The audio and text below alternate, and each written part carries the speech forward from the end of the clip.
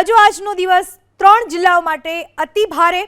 કચ્છમાં હજુ પણ અત્યંત ભારે વરસાદનું રેડ એલર્ટ આપવામાં આવ્યું છે। પાટણમાં પણ હજુ અત્યંત ભારે વરસાદનું રેડ એલર્ટ અને બનાસકાંઠામાં હજુ અતિ ભારે વરસાદની આગાહી। તો દ્વારકા, જામનગરમાં ઓરેન્જ એલર્ટ, મોરબી અને સુરેન્દ્રનગરમાં પણ આજે ઓરેન્જ એલર્ટ આપવામાં આવ્યું છે। 3 જિલ્લાઓ માટે આજનો દિવસ હજુ પણ વરસાદને લઈને ભારે છે। કચ્છમાં હજુ પણ અત્યંત ભારે વરસાદનું રેડ એલર્ટ સાથે જ પાટણ અને બનાસકાંઠા આ બંને જિલ્લાઓમાં પણ રેડ એલર્ટ આપવામાં આવ્યું છે। એટલે કચ્છ, પાટણ અને બનાસકાંઠા આ 3 જિલ્લાઓ માટે આજનો દિવસ હજી અતિ ભારે। આજના દિવસ માટે આ 3 જિલ્લાઓને રેડ એલર્ટ આપવામાં આવ્યું છે। તો દ્વારકા, જામનગર, મોરબી અને સુરેન્દ્રનગર આ 4 જિલ્લાઓમાં હવામાન વિભાગે ઓરેન્જ એલર્ટ આપ્યું છે।